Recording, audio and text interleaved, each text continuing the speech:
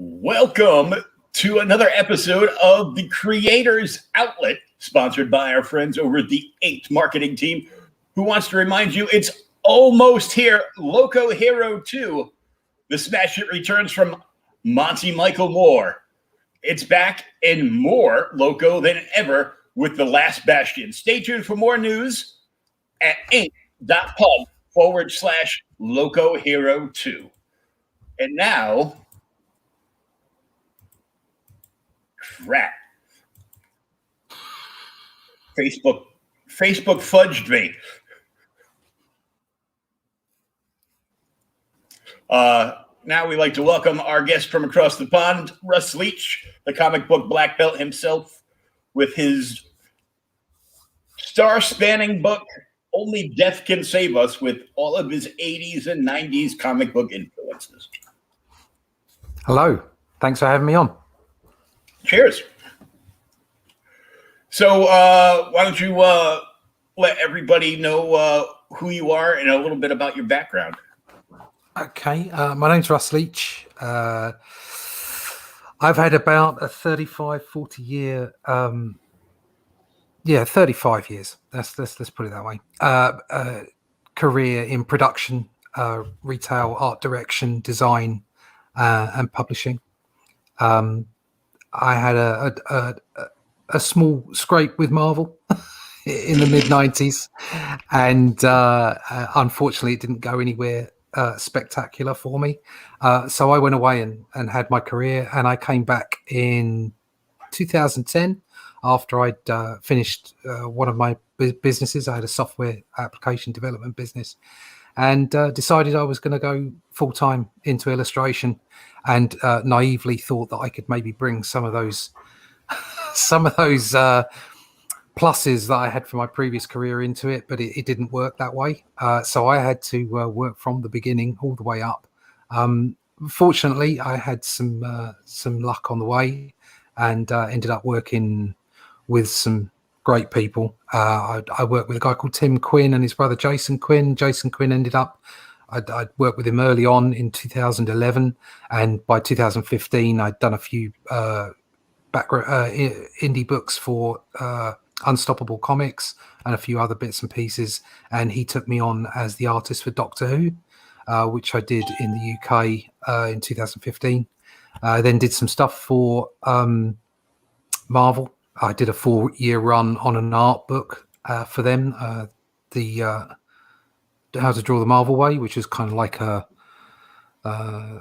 homage to the old Draw the Marvel Way book. I also did some work for the Ben 10 reboot. I did a strip for those guys, and since then I've been doing my own stuff. So I decided I did some storyboarding and other illustration, commercial illustration, but really felt like I wanted to make my own books, and saw the way the comic industry was changing. It wasn't about getting a page rate anymore. It was about getting out there with your own IP.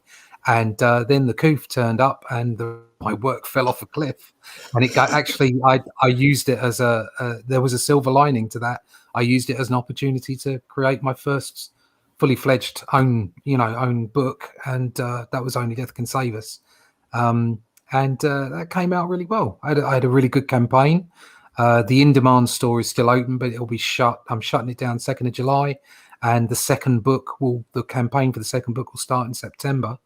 And I'm also working with Joe Fulton on Outliers Comics, which I've done half the first book for. So yeah, I'm really busy at the moment, having a great time, and it's just been a journey getting here. And you also have some work in the Indie Volt Revolt sequential art book.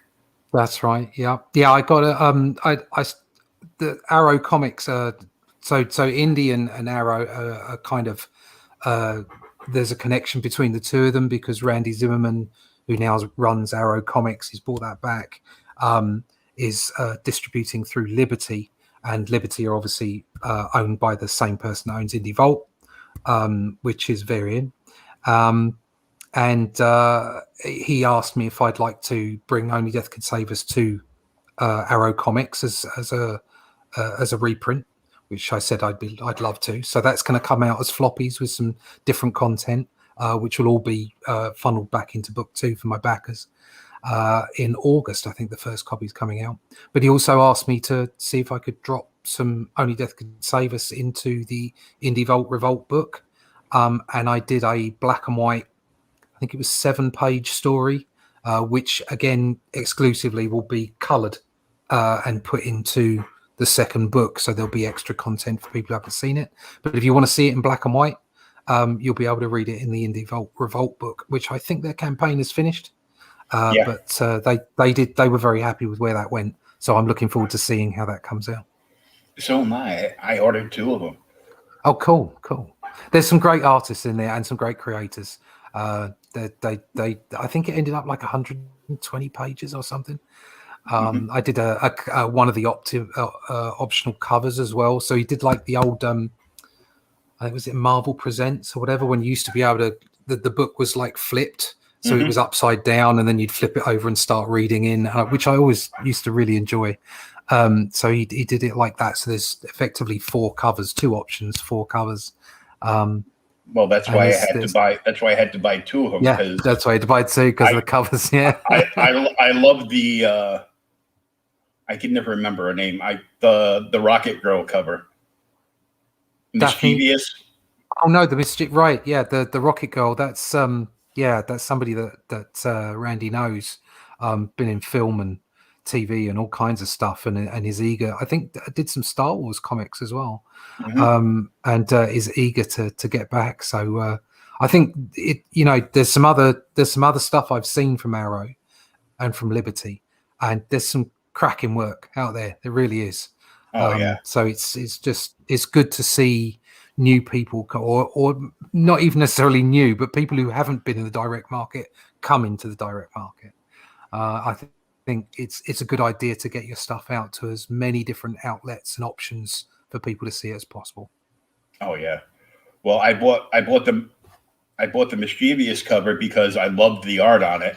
And I'm like, then I had to buy the other one because one of the covers on the other one is yours and the other one is Daphne's. With Daphne, Daphne Lazy's cover is great. Yeah, I'm not afraid of you killing me, because I got to take a trip over to the States and I got to do just have some Jack.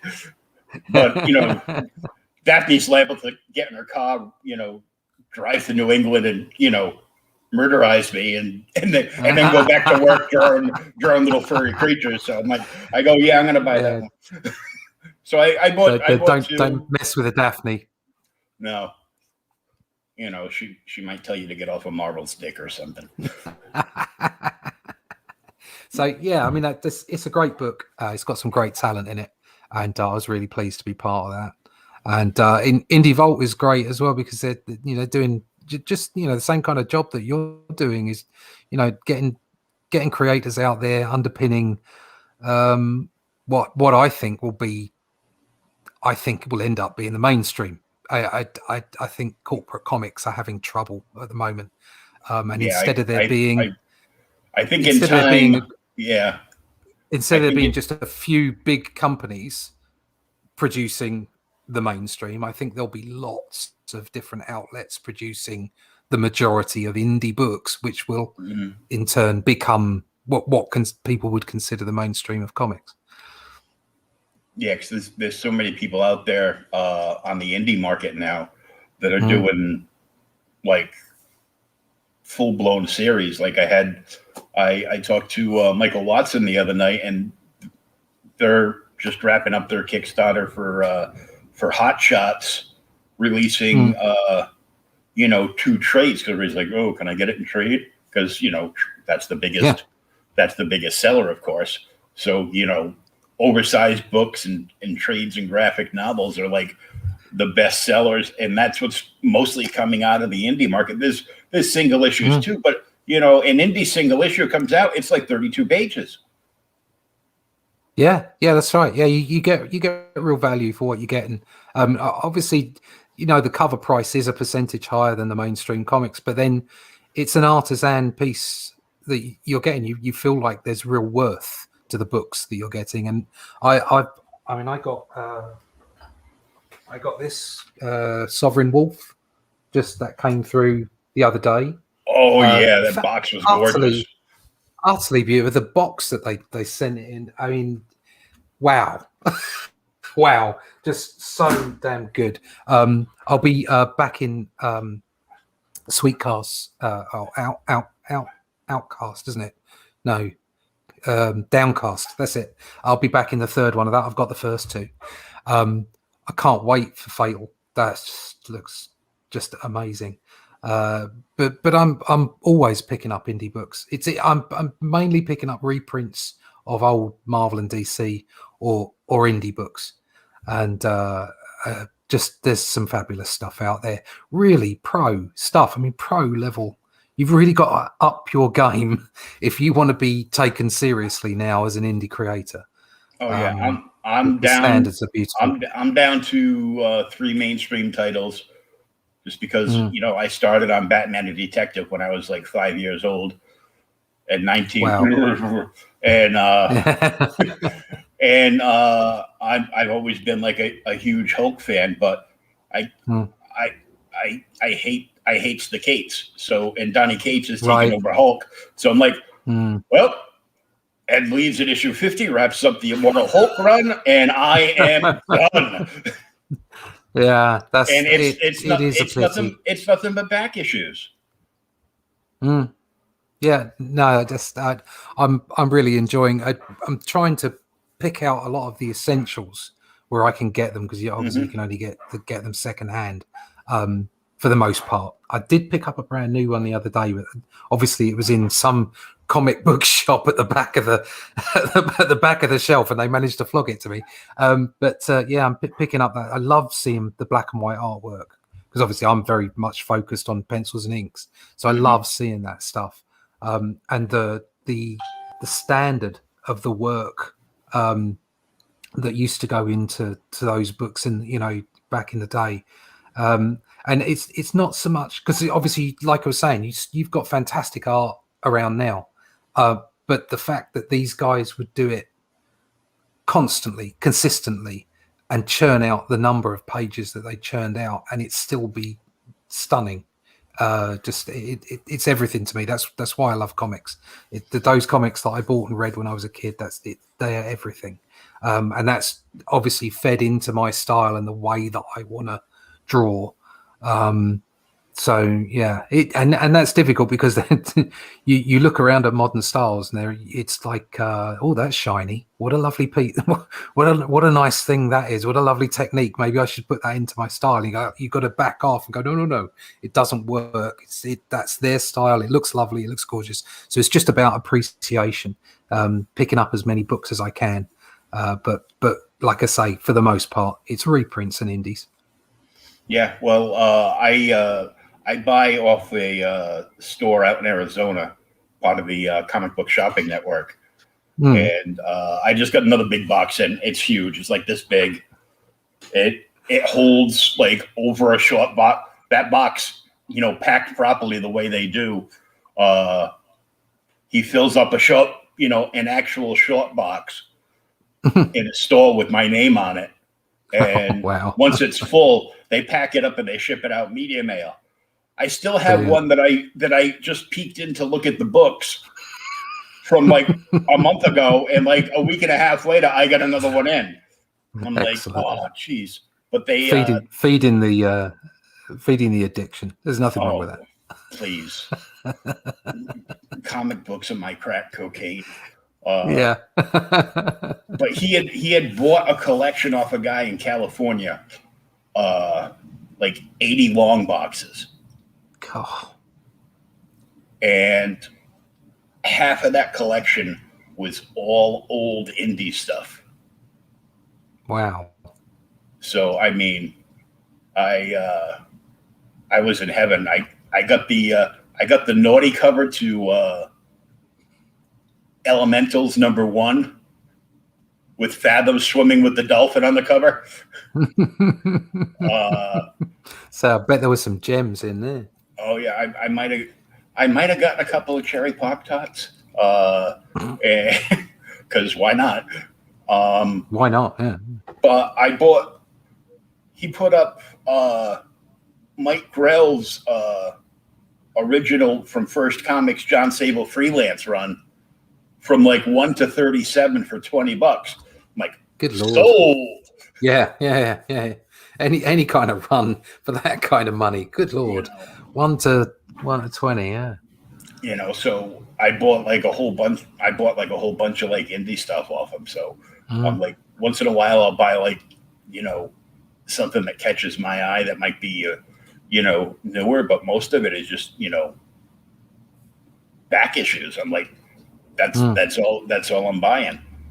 And once I get everything organized for the stuff that I'm selling and just getting rid of, dollar sales online and just getting it out the door and just keeping, my main titles that I keep and like all my indie stuff, then I'll have like, a month to go through and CLZ everything. So I actually know what I should be buying when I go and find back issue sale. What do you got? I like that cover.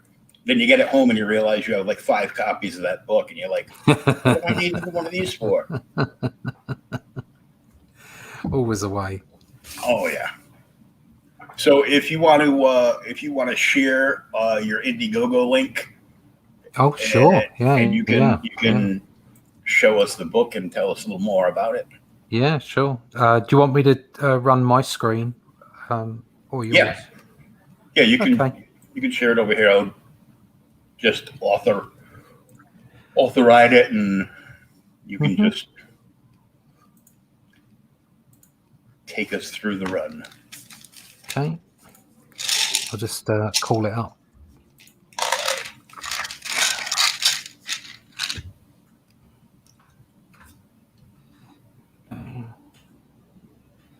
StreamYard. Share the screen. Boom, boom.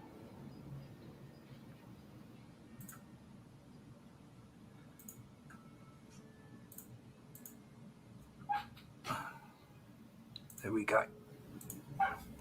Here it is. Only death can save us. Right, so this is, as I was mentioning before, I'm a lover of the Bronze Age. So it's got a lot of those sensitivities embedded in it, from the art right the way through to the story. The story is kind of like cosmic fun. There's depths within it if you want to find them. But if you just enjoy a bit of an action romp and a good, hero's journey, then that's what you get as well. It ended up at 96 pages, so I've got some. It's 60 pages of story, and the rest of it is a gallery, bios, pin-ups, that kind of stuff. Oh, cool. I got some guest artists involved, and that's I managed to get all the way through to all the way through my finished art as well. So I started off digitally drawing comics bizarrely in 2010, and I developed a style, and I'm actually at a point now where I'm drawing digitally and finishing off traditionally with inks. But even so, I wanted to create some physical artwork. So I had 4 or 5 pieces that I managed to sell through this. Plus I did some A4 ink drawings as well. But in the next book, I'm pretty much going to draw the whole thing traditionally. And the colors, I do the colors. I'm gonna have to get someone else to do all the flats on this time because I'm so busy. But the color work, I wanted it to be kind of retro and bright. I wanted it to have that kind of Bronze Age vibe to it. So they're quite simple colors. It's not overdone. It's brash. It's fun. I feel like it's pretty good value for money. You get a lot of book for your $25, although it was 27, like I was saying, because I got caught with the exchange rate. My next book will definitely be on the 25. I want to make sure of that. The postage is pretty good as well. We got good postage over here in the UK, so it isn't too expensive. It's not like, it's the same as the book. It's just much less. You're still getting a print. I ended up being able to give everybody a sticker and I've got the chibi. This is from 6am Comics, and he did a really nice illustration for me. Here we go. Really nice. There you go. That's cool. It's very cool illustration, and that was for the fridge magnet. And so I managed to get a sticker and a fridge magnet, but also a black and white signed print out to everyone. So there were extras, and I'll be doing extras the second book as well. There'll be stuff turn up in your package that you're not expecting. I think it's always good to under promise and over deliver. Oh, yeah. At the moment, the featured set is the print bundle, so you get 5 prints, 3 black and white from guest artists, a print of the cover, and also a print from the Indie Vault cover, actually. Oh, cool.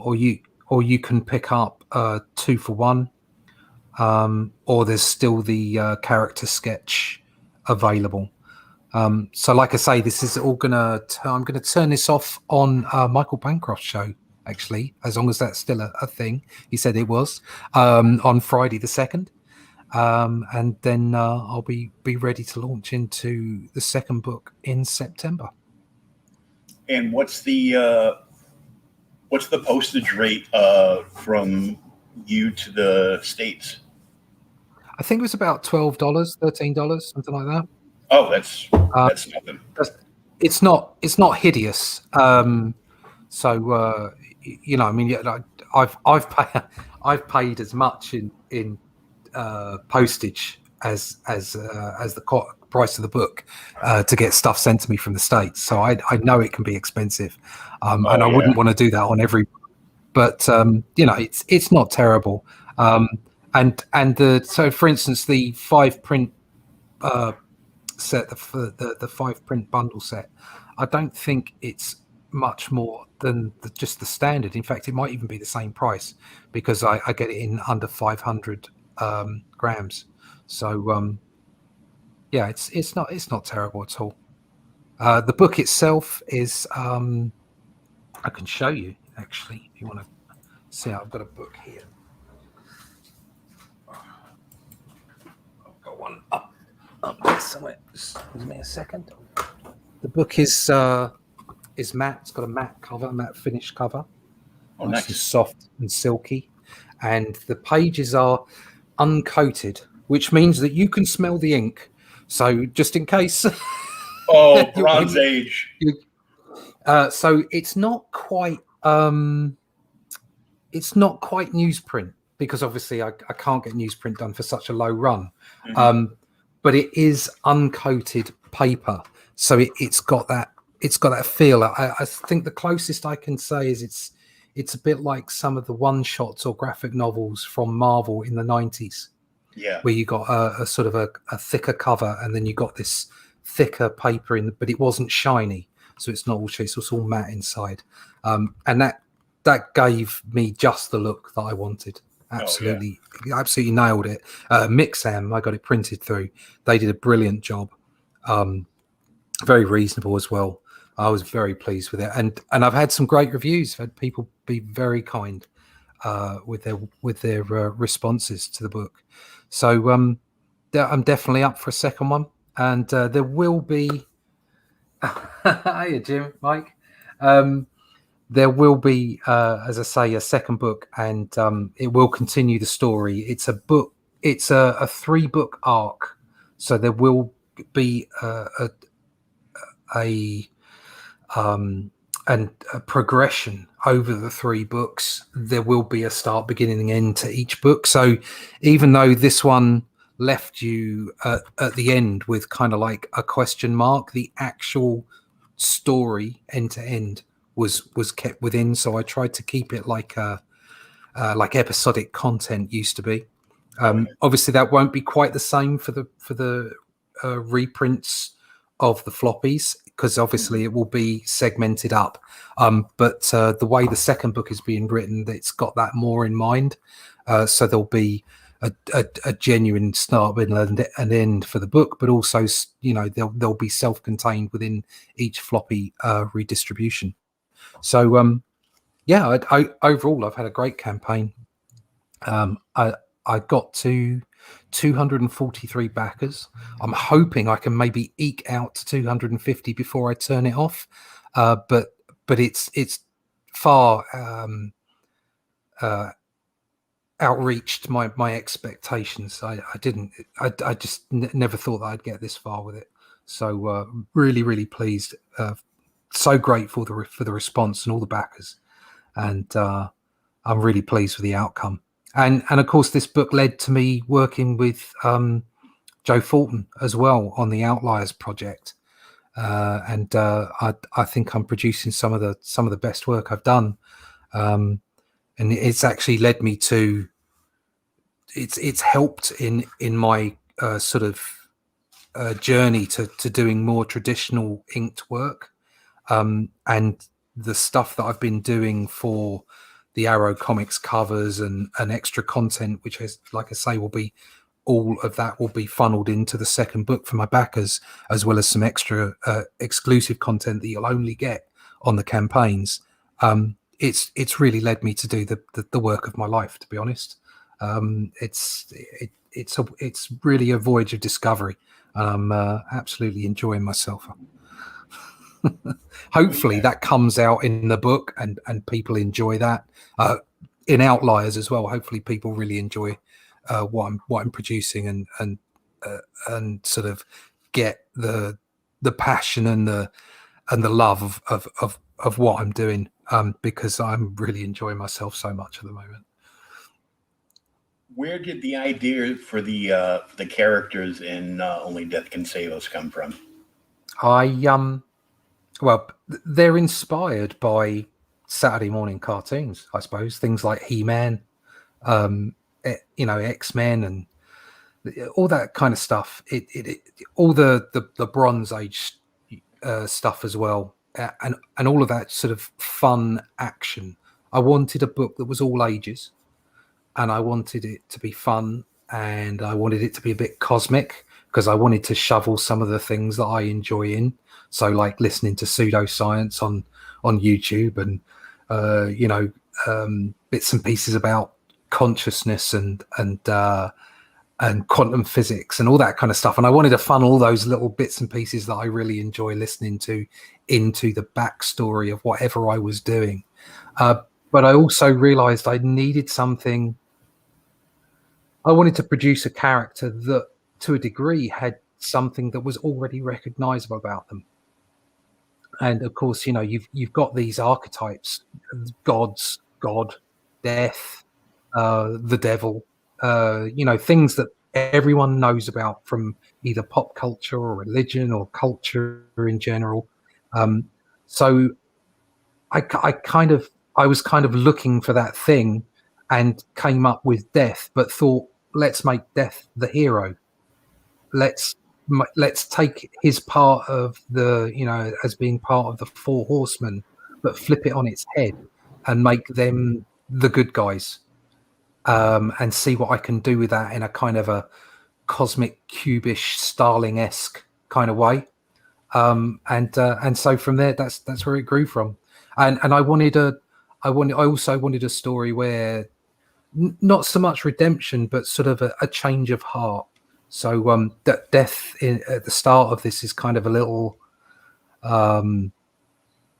disingenuous. He's not that bothered by people, because he sees so many souls coming through the process, as it were, and he ends up being attached to Chrissy, by the end of it in a very personal way. The two of them become tight friends, and he feels responsible for her, and so that changes his perspective from a very sort of global, sort of cosmic, universal approach to consciousness and to other entities like souls, right the way down to a very focused, personal, interpersonal relationship with one single person.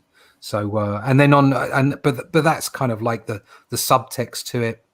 I also wanted him to be able to have a massive fight in it.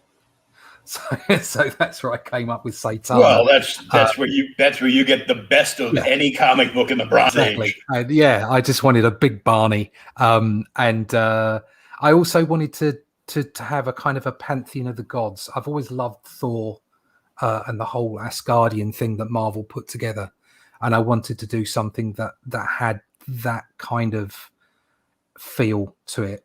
And so that's like I say, I went looking for some of those cultural icons, and death has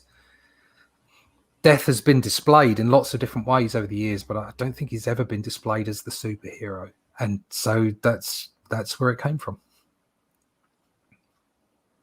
I played Death for about 30 seconds back in 2016, but they woke me up with the paddles, and I'm like, damn, I'm still here.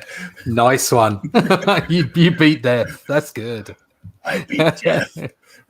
Everybody's like, that's because Hell saw you coming. Like, no, take him back. We don't want him. We can't afford to pay his bar tab. So this whole journey for you has been very interesting to me. The little tidbit with Marvel and doing the commercial work and then reining it back in and be like, second childhood, I want to draw comics. And then you just you made it happen. You put all the stuff that you love into it, and this book has done extremely well. And people that don't know it can get, introduced to it as they back the Indie Vote Revolt. And I could not back that because I'm like, I don't think I can afford the shipping right now from Marv from Portugal to the States for Sin Killer. So I definitely want to see a Sin Killer story. I can read a little bit of Death Can Save Us. There's a bunch of other stories in there that just look amazing. I can get a little bit of Glenn Fleming's work in there. I was about to say there's Glenn in there. There's Jake Twister, and there's some superb stuff. And anthologies often have a bad rep. But they can be really good fun. I mean, one of my favorite comics of all time is 2000 AD, and for all intents and purposes, it was an anthology. It was just a weekly anthology that you could have all the stories that you kept going with. It's a quality book, I think, and I'm really looking forward to seeing it and reading everybody else's stories. I love anthologies because you get so much packed into one book, and it's usually for like a tremendous price point, and you will undoubtedly find at least 2 or 3 stories that resonate with you through like a big anthology like that. Yeah, and often you'll find creators that you'll think, oh, I really like that, and you'll follow them and find them elsewhere. They're great shop windows. Like I say, they've had a bit of a bad rep, but I think they're great things. That's my first outing was for Marcosia in a book, I think it was a British comic book or something. I can't remember what it was. It's up here. Excuse me a sec while I look through my library and see if it's up here.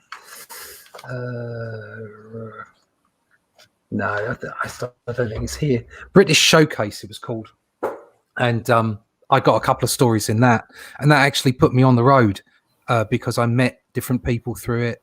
Other people saw the work, and you know they really are great things if they're organised well, and people aren't out to screw you, which does Yeah. happen, unfortunately.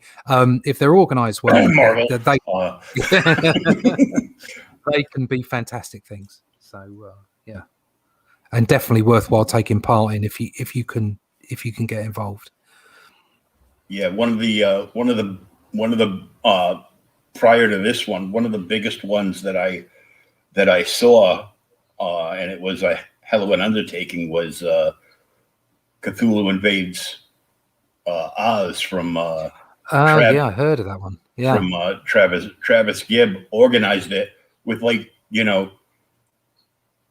50 people. yeah. You organize like one project for 50 people. I'm like, you just became a major publisher.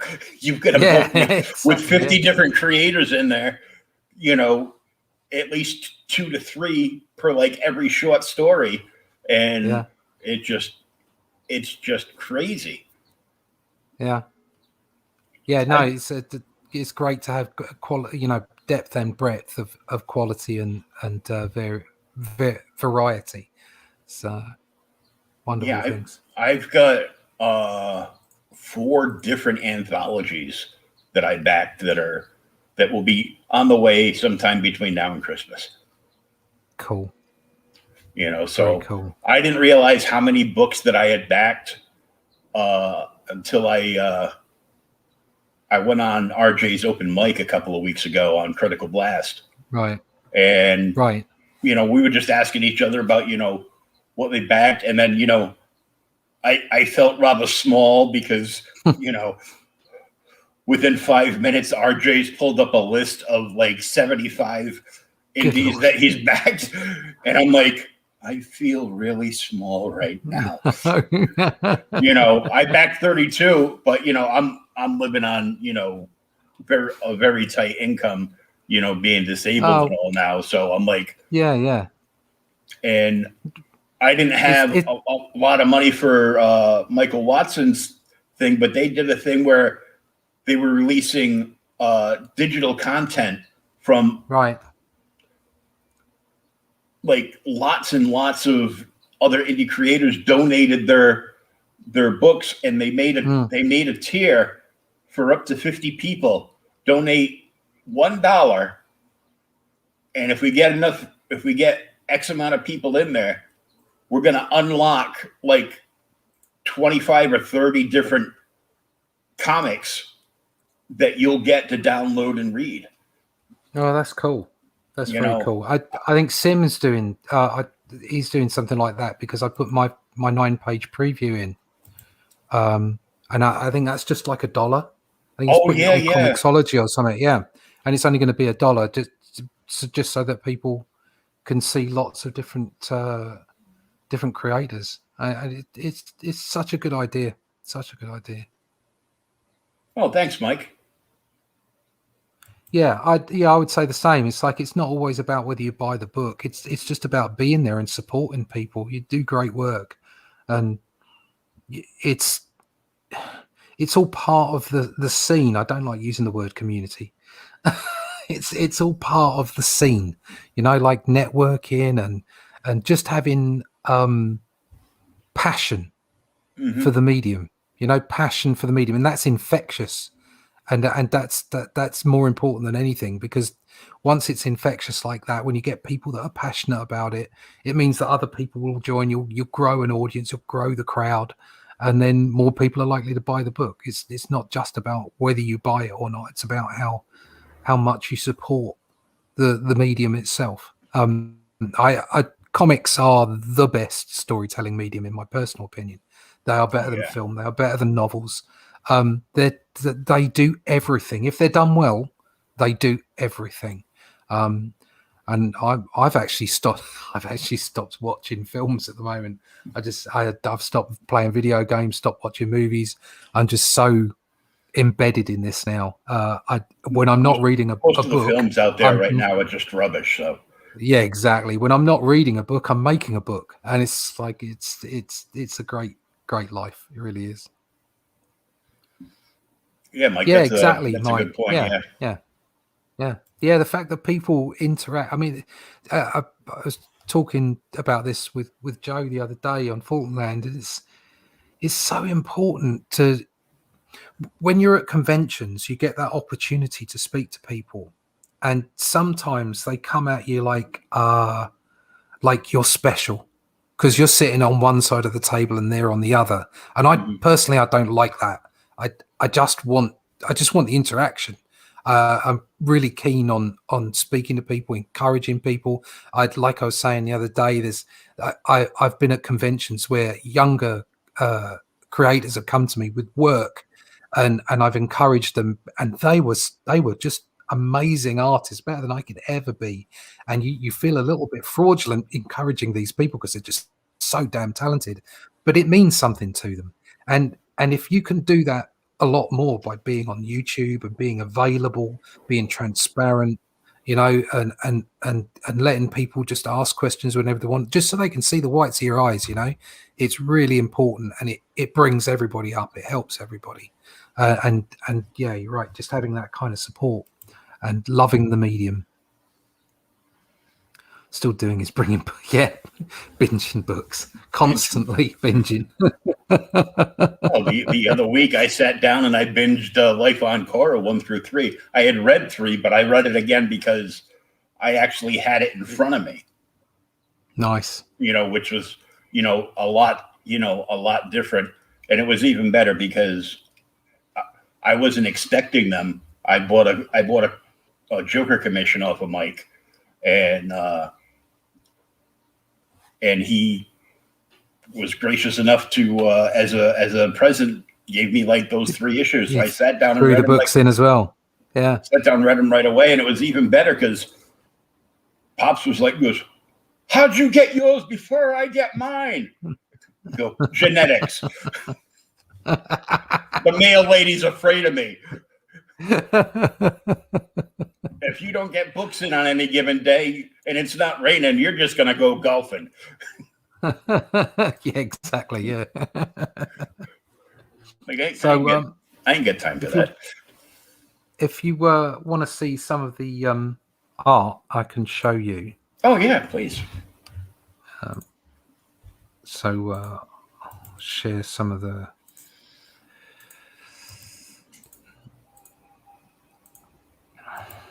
So did I, Pops.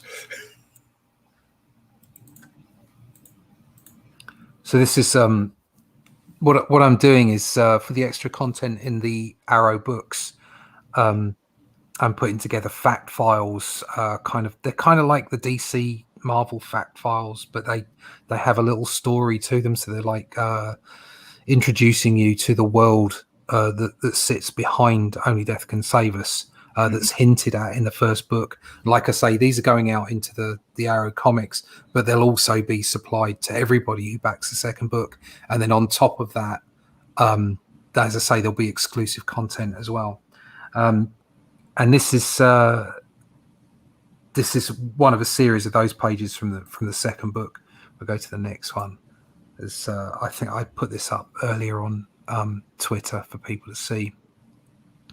And this one, again, they're kind of like these sort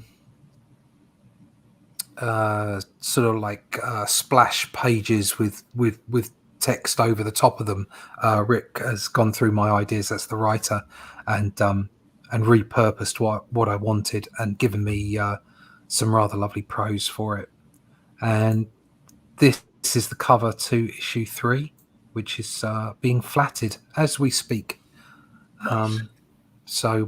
Yeah, things are moving on, and like I say, I'm really enjoying it. That, like I say, that's traditional inks that I've scanned in.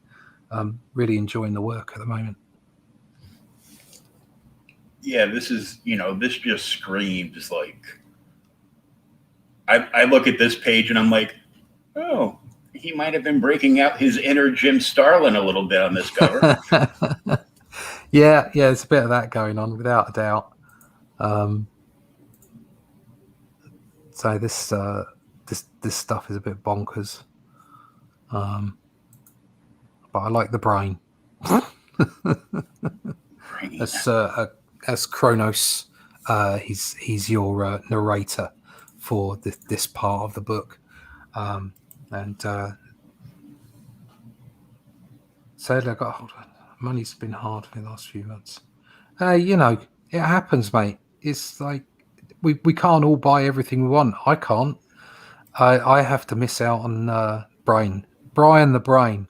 I have to miss out on books all the time because there's just too many. But that's a great problem to have, that there are just so many great books out there. From a position where just a couple of years ago there wasn't.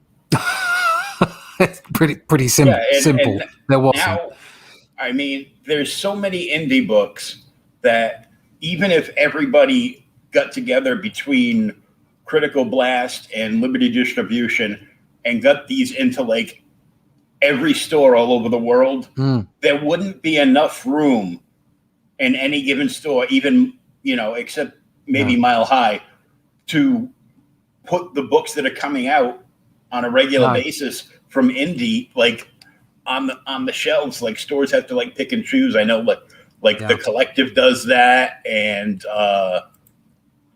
Space Cadets out in Texas. Jen is a huge indie comic supporter out there. They've got like an entire row of like new indie comics as they come in, and they will, like, when a number one comes out from a creator that they know and they've done well with before, they will order when they place their retailer order off their Kickstarter or Indiegogo. They order one of every single book, right? Like the signed ones, the holofoil one, whatever you got. Wow. They will buy them all because they can package them. They'll keep like half of them single, and then they'll package the rest and be like, "We'll give you a deal on all these." Cool. Diamond would be bankrupt in a year. Oh, very probably. If only. I actually noticed I ran out of boxes on LOC. I'm going to have to do a reprint. Oh, an LOC one. Wow. Success, a reprint. Yeah. You're going to go to a second print. That means you get to do a new cover, Mike. Yeah, do it. Because, that's definite. Yeah, because I like this idea that you got going on here. Because, man, I found my first comic book store when I was 15. Before that, it was, spinner racks at the local 5 and dime or drugstore or whatever, the supermarket, and be like, begging my mother to buy me a book. Have to behave all week for one lousy comic book. Yeah, that's where I got my first comic books. Were just local we had news agents, and they were effectively sweet shops with papers in. There'd be magazines and what have you, but there'd be a whole rack of comics. And I remember, bugging my mum and dad to get me comics. The first comic that I can remember drawing from was a book called Stalker by DC. And the first book that I bought for myself with my own money was Captain Britain. And that had reprints of Fantastic Four by Kirby and then Buscema, but all Joe Sinnott. And it had reprints. It reprinted the original run of Nick Fury by Steranko, and it also ended up having I think it had some Avengers in it, and also had some Doctor Strange at one point, I believe. It was a long time ago now, but all that stuff made such an impression on me. And then I went through the 90s, which is when I kind of scraped up against Marvel, where everybody wanted to be Jim Lee, including me, but only Jim Lee can be Jim Lee. And it wasn't until I came back to comics, started buying comics again, and then when I finally decided to to be an illustrator and go back to comics as a job, that I really started to appreciate my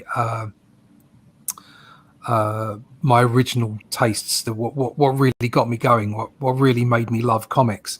And then I started buying up loads of reprint stuff and loads of old comics that I could get my hands on, and started developing my own style.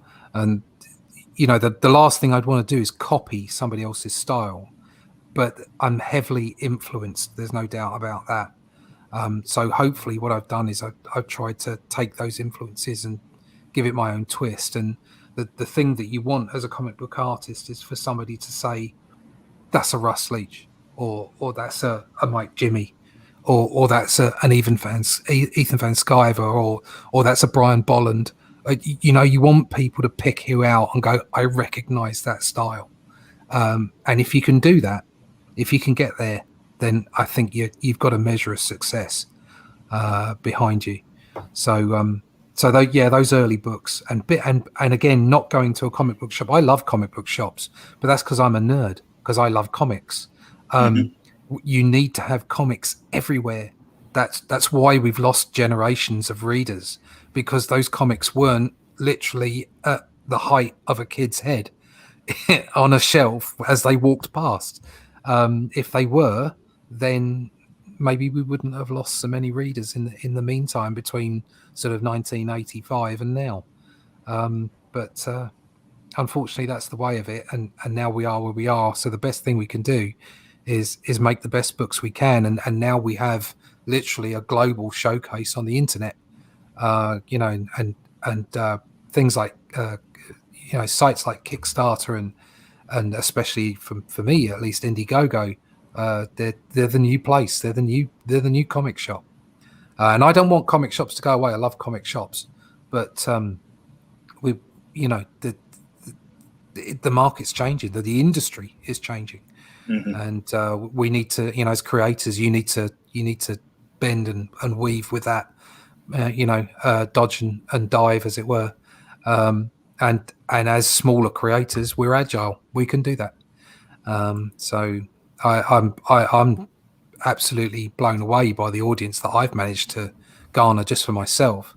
You think, as an artist, as a creator, I don't know who it was that said it. I've repeated this before, but I don't know who it was that actually said it. But you only need 1,000 dedicated dedicated fans or consumers of your work to make yourself a living. And to be honest, from my perspective, I only need 500. I could quite happily do 2 books a year on 500 fans, or 500 readers, should I say? I don't like the word fan. 500 readers, 500 people in my audience, and I'd live quite well enough. Thank you very much. I'd be very, very happy with that. So getting 250 on my first outing, being able to work with Joe now on Outliers, and that being a sort of hopefully a future project to come on as well. I'm in a great place. Oh yeah. Well, I remember when I walked into that store, the original Crisis on Infinite Earths for DC had just started to come out, and I was like, "Whoa!" Because I was looking at, George Perez with like 1,000,001 characters on every cover, and I'm like, "What's this?" And then I'm flipping through the book, and I see the actual ad slick for the series. Worlds will live, worlds will die. The DC universe will never be the same. Until 6 months later, when we fuck it all up again. The clock is ticking. That's Mike. That's great. Yeah. Well, that's the thing is, I something I did after I finished the business in 2008, 2009. I did a couple of online projects with some other agencies, and then I focused on doing my own thing. And I did all kinds of jobs. I did extra on top. I did some teaching of art. I taught karate at different places. Did all kinds of bits and pieces until I could get the job that I wanted. But we actually sold up. I mean, my wife was very supportive, and we had a house where we had, and we sold that up and got a smaller house so that I didn't have the mortgage, so that I could take the risks that I needed to take. I feel desperately concerned for younger people and the trouble they have in the creative industries trying to make it in. They wouldn't have been as fortunate as I was, because I'd already had a career and a life. And that's not to say that I'm independently wealthy. I am not. I need to work for a living. But because I got rid of that mortgage, it meant that I could take more risks. It meant that I could take lower paying jobs. And that's tricky to do when you're younger and you want fun, or you've got a young family or whatever. But that gave me the opportunity to do what I'm doing now, and that meant a lot. Doing, having that kind of support from my family. So yeah, it means a lot when you're doing something that you love to do. Because we've all had those shitty jobs. Marvel, and yeah, I mean, I started out in London. I worked in the city of London, did all kinds of stuff. I was in. I started off straight out of college in a print shop. I did design and layout. And then I went off and worked in the banking industry for about 3 years. I was a runner on the dealing floor over at Lloyd's of London. Did all kinds of different stuff. Worked in a bar, the usual, stupid stuff. And then I came back to design, and I was in publishing, and then in retail, point of sale, and brochure design. So I used to art direct for clients like Sony, or over here we have a big retail outlet called Argos, and they used to have a big fat catalogue that I used to do the design work in for and art directing, along with lots of other art directors. I did all kinds of things. Then I ended up having my own business and producing online applications and data analysis for the holiday industry.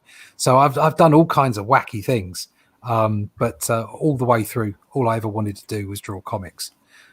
So I feel that I'm very fortunate to being able to go full circle and come back to it.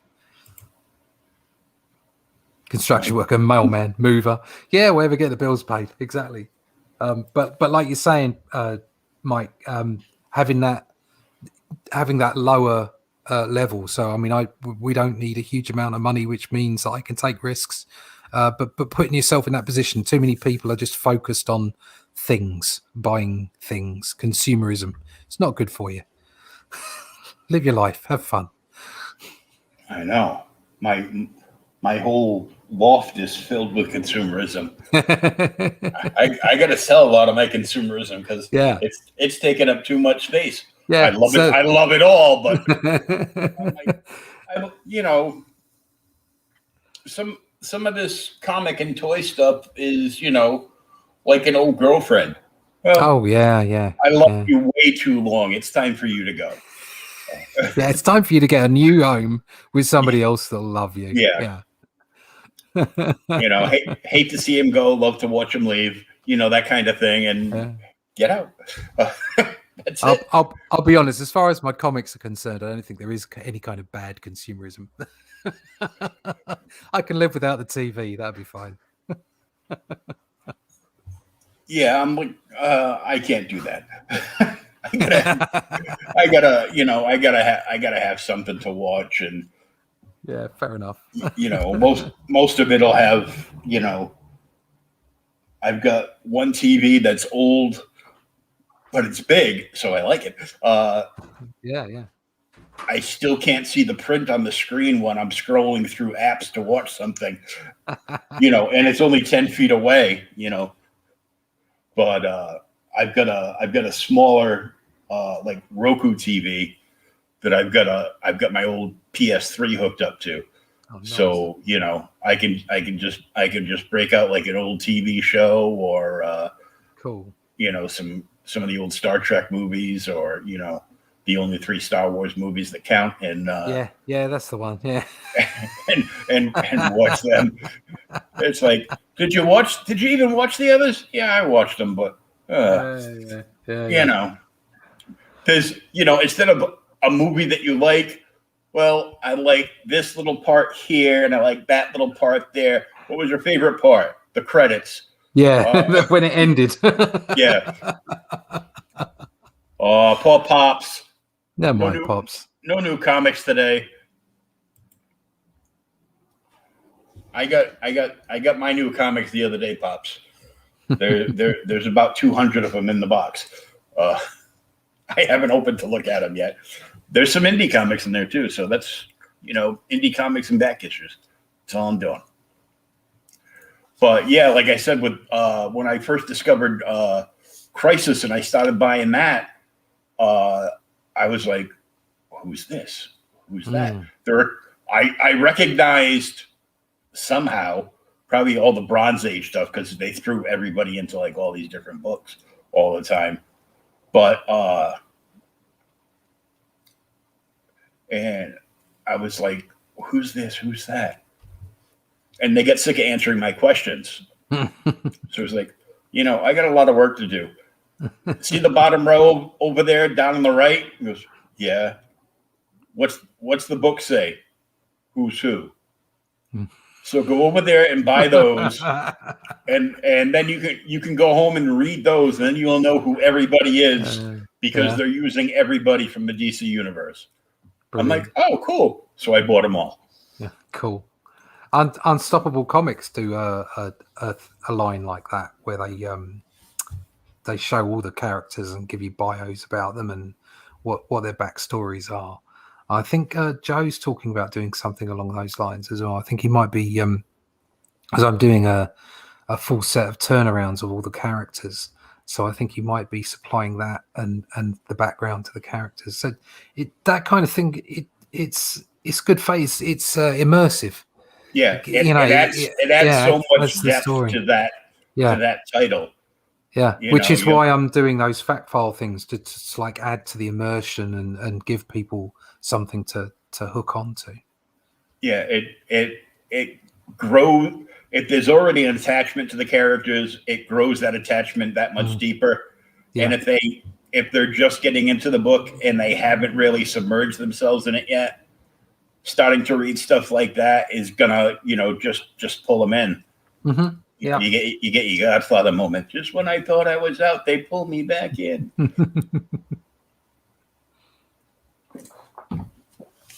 So I want to thank you for joining us and chatting up a little bit. And no problem. Thank you for having me on. Thank you. Finally on my show instead of everybody else's. What a great show. So I'd like to have fun and just have a little bit of a relaxed conversation and get the bullet points of because it would be great for Russ to get to that 250 mark before he closes out the first book. I'm completely blown away by the response I've had and by the backers I've had. That if I got to 250, that would just be fabulous. The only downside of it is when I bring out my second book is if I can beat that, which is going to be really, really hard. But yeah, thank you for having me on. It's been great fun, and it's always a pleasure to be with anyone who's supported books the way that you do. Well, thank you. Why don't you tell everybody where they can follow you and where they can subscribe to your YouTube channel and all that good stuff? Sure. Okay, you can find me as Comic Book Black Belt on YouTube. You'll see on the channel, you'll see the work that I produce. I do like breakdowns of the books that I've produced, but also there's some Marvel stuff on there, some Ben 10, some Doctor Who. There's Outliers stuff on there now, as well as Only Death Can Save Us. It's not arrogance on my part. I am a third Dan Black Belt, and I appreciate that your journey only starts from the basics once you get your black belt. And I feel it's the same way with my art. I think like I've mastered the basics, but there's so much more to do, and there's so much more to learn, and there's so much more I can do with my own style. So that's where the parallel of comic book black belt comes from, not an arrogance thing in any way. So you can find me there as Comic Book Black Belt on YouTube. You can also find me at russleach.com, at comicbookblackbelt.com. All the links to all my, so I've got a mail list. You sign up for that. Obviously, you'll get more information about Only Death Can Save Us. You can find me on Twitter and on the Fleecebook, all those kind of places. Just come find me and I'll chat to you about comic book art and all that kind of stuff. And obviously, Only Death Can Save Us has got its own website, onlydeathcansaveus.com. And there's a link there to the current in demand, but there'll always be some kind of link there for you to go and find yourself a book or the latest campaign. Very good. Mike says, "You well beyond deserve it, Russ. Really hope you get there before you close." Thank you, Mike. Thank you. So this is going to be going up on my podcast network. So a little while, this chat will be available anywhere you can download podcasts from as well. Excellent. Thank you, Will. So I want to thank you for coming on, and I'm sure I will see you on the Indie Voltage, and yes, you will. Yeah, and many other places as well. Yeah, yeah. Obviously, like a quick shout out to them, to Indie Vault. You can find me occasionally lurking about on the Indie Vault YouTube channel, and also over at Sim and Sugar. That I go find those guys occasionally and drop in with those with them, and also obviously Joe Fulton Land on a Thursday. And if you want to see my art live, I actually stream on a Monday night or Monday evening for those people in the United States. And is it next week or the week after? CromCon's coming up, so that's right. I will be with Pops on the 26th. Very good. In the AM for us. Well, AM because it's like 12 noonish. Yeah, I don't know when. I don't know when about. So I know that I've agreed to it, and I know that I have a note of it. When it gets to the 25th, I'll double check my time zone. and somebody that can do math will have to let Glenn know, because Good old Glenn. Pops was going nuts.